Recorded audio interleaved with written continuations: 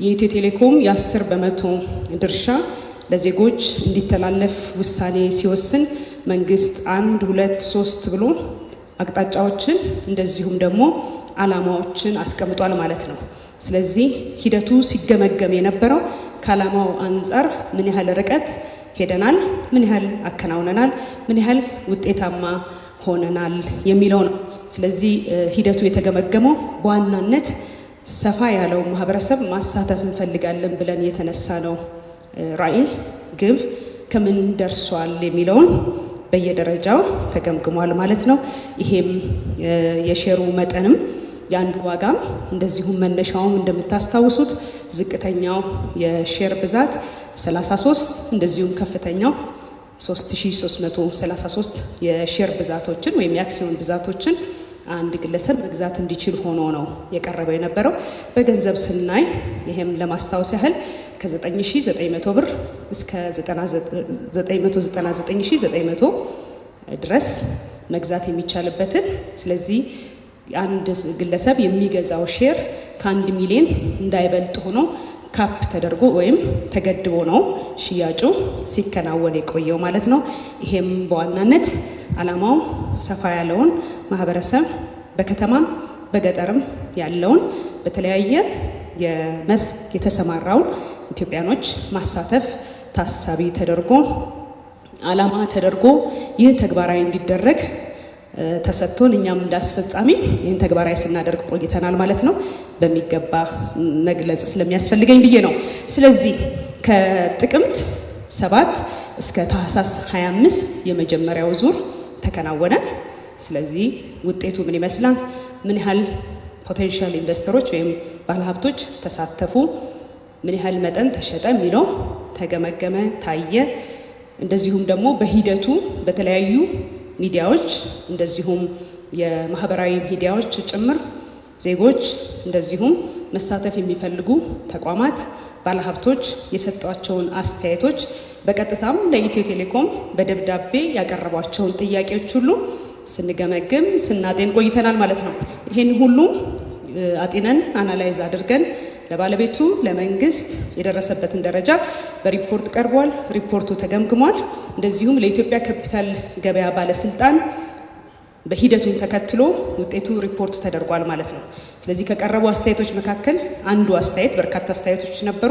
አንዱ ቢራዘም መሳተፍ ፈልገን በተለያየ ምክንያት ያልተሳተፈን አካላትን እንድንሳተፍ ቢራዘም የሚል ጥያቄ ነው የነበረው። ህጉም ያንን ይፈቅድ ስለነበረ የኢትዮጵያ ካፒታል ገበያ ባለስልጣን ማራዘም ያቀረበውን ጥያቄ እንደዚሁም ደግሞ ባለቤቱም ፈቅዷል ማለት ነው። በተፈቀደው መሰረት አራዝመን እስከ የካቲት 7 ሁላችሁም እንደምታስታውሱት በይፋ ሳውቀን እንደዚሁ ሽያጩ ሲከናወን ቆይቷል ማለት ነው። በድምሩ ለ121 ቀናት ይሄ የ10% የኢትዮ ቴሌኮም አክሲዮን ሽያጭ ላይ ገበያ ላይ ውሎ ነበር ብለን ልንወስደው እንችላለን። 121 ቀናት የስራ የበዓላት ቀናትንም ቅዳሜና እሁድንም ጨምረን ማለት ነው። ይሄን ባንድ ላይ የቆጠርንበት ምክንያት በዲጂታል እያከናወን ነው ስለነበረ እንደምታስታውሱት ዓላማው የኢትዮ ቴሌኮምን 10% ድርሻ ገዝተው ዜጎች ይዘውት እንዲቆዩ ብቻ አይደለም፣ ይልቁኑ ወደ ስቶክ ማርኬት ሄደው መገበያየት የሚችሉበት አቅም ለመፍጠር ነው። በዚህ ሂደት ውስጥ እንግዲህ የዲጂታል ማህበረሰብን መፍጠር፣ የዲጂታል ግብይትን ማጎልበት እንደዚሁም መተማመንን መፍጠር ያስፈልግ ነበር ማለት ነው። በእነዚህ በ121 ቀናቶች ከፈጠርናቸው እንደ ሀገር ማለት ነው ከፈጠርነው ባህል ብለን የምናስበው አንዱ በዲጂታል ይሄንን ግብይት መፈጸም መቻላችን ነው። እንደምታስታውሱት በቴሌብር ነው የአክሲዮን ሽያጩ ሲከናወን የነበረው። ስለዚህ በቀጣይ ይሄንን ግብይት ሲያደርጉ ወይም አክሲዮን ሲገዙ የነበሩ ዜጎች ስቶክ ማርኬት ላይ ለመግዛት ለመሸጥ በሚደረገው ልውውጥ ጥሩ የዲጂታል ካልቸር ገንብተዋል ወይም አጎልብተዋል ብለን እናስባለን። መነሻ መደላድል ወይም ልምምዱን ፈጥሯል ብለን እናስባለን። ስለዚህ ይሄ ልምምድ ይሄ ሂደት ለኢትዮ ቴሌኮም ብቻ ሳይሆን ለሀገራችንም በዚህ ሂደት ውስጥ ላሉ የባለድርሻ አካላትም ጭምር አዲስ ልምምድ እንደዚሁም ደግሞ መተማመንን ፈጥረን የጋራ ሀብትን መፍጠር እንደዚሁም በትልልቅ የመንግስት የልማት ድርጅቶች ውስጥ ዜጎች እንዲሳተፉ በምናደርገው ሂደት ህግና ስርዓቶችን መሰረት አድርገን ተሳታፊ ማድረግ የምንችልበትን ሁኔታ ስንዘረጋ እንግዲህ አንድ ላይ በጋራ እንዲህ አይነቱን ስርዓትና የተረጋጋ ኢኮኖሚና አሳታፊ ኢኮኖሚ ያለው በጋራ ነው ስንገነባ የቆየ ነው ብለን እናስባለን። በዚህ ሂደት ውስጥ ባለድርሻ አካላት ከምንላቸው መካከል አንደኞቹ ሚዲያዎቻችን ናቸው ብለን እናስባለን። ካፒታል ገበያ ለኢትዮጵያ አሁን ባለንበት አዲስ ጉዳይ ነው ወይም አዲስ ነገር ነው። ምንድነው? እንዴት ነው? ከዛ እንዴት እንጠቀማለን? እንዴት እንሳተፋለን? የሚለው ሁሉ በቅጡ እውቀት ማስጨበጥ የሚጠበቅብን እንደሆነ በሂደቱ ያየነው ጉዳይ ነው ማለት ነው። በርካታ መረጃዎች፣ ሀሳቦች ሲንሸራሸሩ አስተውለናል፣ ተመልክተናል፣ አጤነናል። በዚህ ላይ የተሰማራን የባለድርሻ አካላት ባለቤቱም፣ አስፈጻሚውም፣ የኢትዮጵያ ካፒታል ገበያ ባለስልጣንም የተለያዩ ቅኝቶችን ወስዷል። አሰስመንት ተሰርቷል። በቀጣይ ለምናደርገው አሳታፊ ኢኮኖሚ ግንባታ ማሻሻያ ማድረግ የሚገባል ላይ እንደዚሁም ደግሞ ማህበረሰባችንን የማንቃት የማስተማር ሂደት ላይ ብዙ መስራት እንዳለብንም በሂደቱ ለመገንዘብ መቻላችን ልገልጽ ወዳለሁ። ሚዲያዎችም ትልቅ አስተዋጽኦ እንደነበራችሁ ልገልጽ ወዳለሁ። እርግጠኛ ነኝ ቀጥሎ ያለውን ቁጥር ነው እየጠበቃችሁ ያላችሁት። እስካሁን ያለውን ስለመስማታችሁ ግን ያስፈልጋል አይደል? ዓላማውን ስናቅ ነው ስለቀጥሎ ያለው ነገር ትርጉሙ ብዙ የሚገባን ብዬ ስለማስብ ማለት ነው። ስለዚህ በ121 ቀን ምን ተፈጸመ ስንል ይሄ ነው እንግዲህ የዛሬው መረጃ። ለሁላችሁም ለኢትዮጵያኖች በጠቅላላ እንኳን ደስ ያላችሁ። በይፋ ያስጀመርነው የኢትዮ ቴሌኮም የ10% የሽያጭ ዛሬ ላይ በ121 ቀን ውስጥ 47377 ኢትዮጵያኖች የተሳተፉበት ፖቴንሻል ኢንቨስተሮች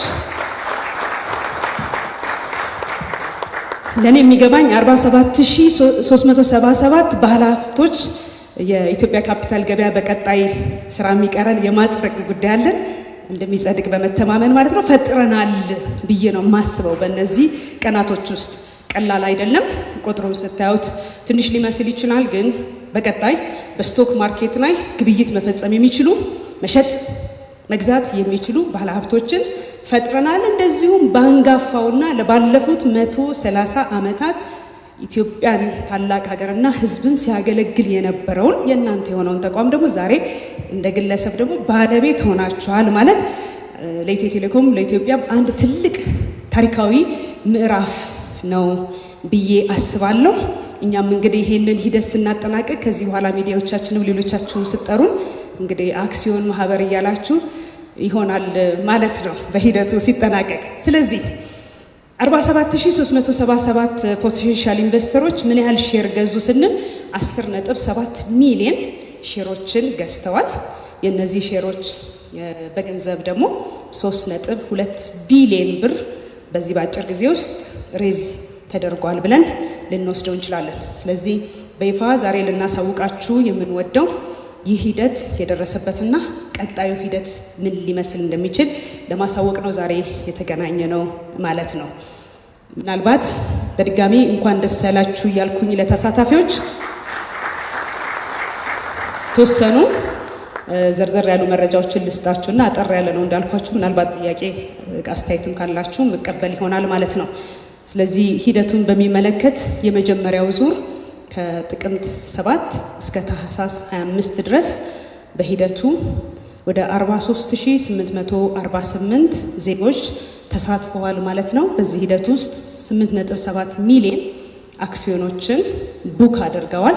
እንግዲህ የሴክተሩን ቋንቋ መጠቀም ስላለብኝ ነው ሂደቱ እስከሚጠናቀቅ ገዝተዋል ብዬ ለመቋጨት እንዳልቸገር ብዬ ነው። ግን ኦልሞስት እየተጠናቀቀ ያለ የካፒታል ገበያ ባለስልጣን ሂደቶች የመጨረሻ የማጽደቅ ሂደት ስለሚቀር ብዬ ነው። ስለዚህ የመጀመሪያው ምዕራፍ 2.6 ቢሊዮን ቡክ ያደረጉበት፣ እንደምታውቁት በባንክም አክሲዮን ሲሸጥ የተከፈለ ያልተከፈለ የሚባል ቃል አለ፣ ታውቃላችሁ አይደለ? ይሄ ሁሉም የተከፈለ ነው። 3.2 ቢሊዮኑ ካሽ ከፍለው ነው አክሲዮናቸውን ቡክ ያደረጉት ማለት ነው።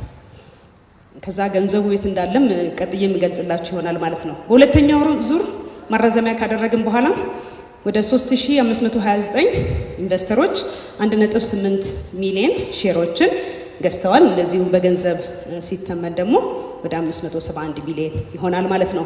በድምሩ 47377 ኢትዮጵያኖች ከኢትዮ ቴሌኮም የ10% ድርሻ ውስጥ ወደ 10.7 ሚሊዮን ሼር በመግዛት 3.2 ቢሊዮን ብር በ121 ቀን ውስጥ ሬዝ ማድረግ የተቻለበት ሂደት ነው ማለት ነው።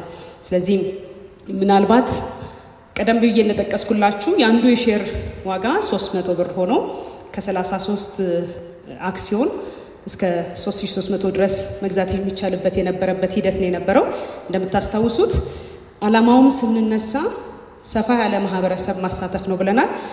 ከላይ እንደምታዩት ከ30 እስከ 100 ድረስ ያሉ ሼሮችን የገዙት ናቸው ትልቁን ቁጥር የሚይዘው በገንዘብም እንደዚሁም በሼር መጠንም ማለት ነው። ይሄ ከዓላማ አንጻር ሲገመገም በጣም የተሳካ ተብሎ መውሰድ የሚቻል ነው ማለት ነው። እንደምታዩት እንግዲህ ከፍተኛውን መጠን የያዘው ትንሹን ሌቭል ላይ ያለውን ሼር የገዙት ኢትዮጵያኖች ናቸው፣ ዜጎቻችን ናቸው ማለት ነው። እንደምታስታውሱት ወደ 3333 ያልነው ሼር ከ1 ሚሊዮን በትንሹ ትንሽ ዝቅ ብሎ ማለት ነው 999900 ያልነው ማለት ነው። እሱ መጨረሻ ላይ የምታዩት 712 ናቸው ማለት ነው። በዛ ሬንጅ ውስጥ ከ3000 እስከ 333000 ድረስ ያለውን የገዙት ማለት ነው። ይሄ የምናቀርብበት ዋናው ምክንያት ዓላማው አብዛኛው ማህበረሰብ ማሳተፍ ከነበረ በምን ያህል ደረጃ ተሳክቷል፣ በምን ያህልስ ደረጃ ሰፋ ያለው ማህበረሰብ ተሳትፏል የሚለውን መግለጽ በጣም አስፈላጊ ስለሆነ ማለት ነው። ሂደቱንም በግልጽ ማስረዳት አስፈላጊ ነው ብዬ ስለማመን ይሄ ኢትዮ ቴሌኮም ፈርቀዳጅ ሆኖ ያስጀመረው በመንግስት አቅጣጫና ውሳኔ ሌሎችም የሚከተሉት ስለሆነ ሂደቱን በሚገባ መግለጹ ጠቃሚ ይሆናል። በአጠቃላይ በኢትዮጵያ የካፒታል ገበያ ስርዓትን ከመገንባትና ከማስፋትም አንጻር ብለን ስለምናስብ ማለት ነው። ተጨማሪ ሌላ መረጃ ልሰጣችሁ ወደው በሁሉም በሀገሪቱ አካባቢ ያሉ ኢትዮጵያኖችም ተሳትፈዋል ማለት ነው። ኢትዮጵያኖች እያልኩ ያለውበት ምክንያት እንደምታስታውሱት 10% የ10% የኢትዮ ቴሌኮም ድርሻ የቀረበው ለኢትዮጵያኖች ብቻ ስለነበረ ነው።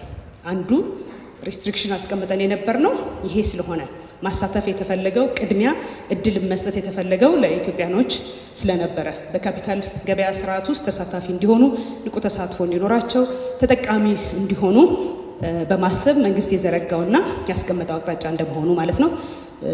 በርከት ያለው ከሁሉም ክልላችን ወይም አካባቢዎች ዜጎች ተሳትፈዋል የሚለውን መውሰድ እንችላለን ማለት ነው። ቀጣይ ምንድን ነው የሚሆነው፣ ምን እንጠብቅ ለሚለው ለ47000 ተሳታፊዎች ቀጣይ የምናደርገው እያንዳንዳቸውን ኮሚኒኬት ማድረግ እንጀምራለን ማለት ነው። ይሄ በካፒታል ገበያ ባለስልጣን ሂደት መሰረት አሰራር ስርዓት መሰረት አሎትመንት የምንለው ወይም የአክሲዮን ድልድል የምንለው ነው የሚሰራው። ድልድሉ በገዙት መጠን ካቀረብነው በላይ ስላልተሸጠ ምንድነው የሚሆነው ማለት ነው። በገዙት መጠን ሙሉን የሚያገኙ ወይም ደግሞ ባለቤት የሚሆኑ ሲሆን ሂደቱን በሚመለከት ግን እያንዳንዳቸው ኮሚኒኬት ኢትዮ ቴሌኮም ያደርጋል። ይህንን ለማድረግ የካፒታል ገበያ ባለስልጣን ፍቃዱን ሰጥቶታል ማለት ነው፣ ወይም ህጉም ይፈቅዳል ማለት ነው። በዚህ ሂደት ውስጥ በዚህ አጋጣሚ ሁላችሁም ለተሳተፋችሁ ቡክ ላደረጋችሁ ፖቴንሻል ኢንቨስተሮች የካፒታል ገበያ ባለስልጣን የሚጠይቀን የእያንዳንዱን የኢንቨስተር ባለሀብት መረጃዎች ይኖራሉ፣ መታወቂያን ጨምሮ ናሽናል አይዲን ጨምሮ ማለት ነው። ስለዚህ እያንዳንዳችሁን ያስረከባችሁም አላችሁ። በሂደቱ ስትመዘገቡ የጎደሉ መረጃዎች ካሉ እያነጋገርን መረጃዎቹን አሟልተን ለኢትዮጵያ ካፒታል ገበያ ባለስልጣን የምናስረክብ ይሆናል ማለት ነው። ከዛ በመቀጠል እንደዚሁም የባለቤት መሆናችሁን ማረጋገጫ በዲጂታል ማለት ነው መረጃዎችን እንልክላችኋለን ማለት ነው። ሁላችሁም እንደምታውቁት በቀጣይ የሚሆነው ከዛ በመቀጠልም በማዕከላዊ የመዋለ ንዋይ ዲፖዚተሪ የምንለው ወይም ደግሞ የኢትዮጵያ ሴንትራል ሴኩሪቲ ዲፖዚተሪ ላይ ደግሞ እንዲመዘገብ እናደርጋለን ማለት ነው። ማዕከላዊ የመዋለ ንዋይ ማከማቻ የምንለው ላይ ደግሞ እንዲመዘገብ እናደርጋለን። ከዚህ ቀደም ሰርቲፊኬት እንደሚባለው ማለት ነው። ይህ አሰራር ኦልሬዲ ተዘርግቷል በኢትዮጵያ ማለት ነው። የሚቀጥለው ደግሞ ምንድነው ካላችሁ ሌላው ትልቁ ቁም ነገርና በጣም አስፈላጊ የሚሆነው ለ47000 እና ከዛም በላይ ቡክ ላደረጉ ኢትዮ ቴሌኮምን ለተቀላቀሉ ባለሀብቶችም ኩባንያችን ሊስት ወደሚሆንበት ሂደት ጀምረናል። ስለዚህ ሊስት ተደረገ ማለት እናንተም በካፒታል ገበያ ላይ ወይ በስቶክ ማርኬት ላይ ግብይት ማድረግ እንድትችሉ እድል ይፈጠራል ማለት ነው። ስለዚህ ከዛ ጊዜ ጀምሮ ደግሞ መግዛት፣ መሸጥ፣ መለወጥ የምትችሉበት ሀብት ማፍራት የምትችሉበት እድል ይፈጠራል ማለት ነው። አላማውም ይሄ ስለሆነ ማለት ነው። ስለዚህ ቀጣይ ሂደታችን ይሄን ይመስላል። ምናልባት የቀሩት ሼሮችስ ቀጣይ ሂደት ይኖራል የሚል ጥያቄ ሊኖር ስለሚችል እሱንም አድሬስ ማድረግ መልካም ይሆናል ብዬ አስባለሁ። የቀሩትን ሼሮች በሚመለከት ከባለቤቱ እንደዚሁም ከሚመለከታቸው በየደረጃው ካሉ የመንግስት ባለስልጣንና ውሳኔ ሰጪ አካላቶች ጋር ውይይት እያደረግን ነው የምንገኘው። የኢትዮጵያ ካፒታል ገበያ ባለስልጣን ያወጣቸውን መመሪያዎችን ተከትለን ማለት ነው። ሂደቱ አልተጠናቀቀም። በዚህ ሂደት እየተመለከትን ያለ ነው።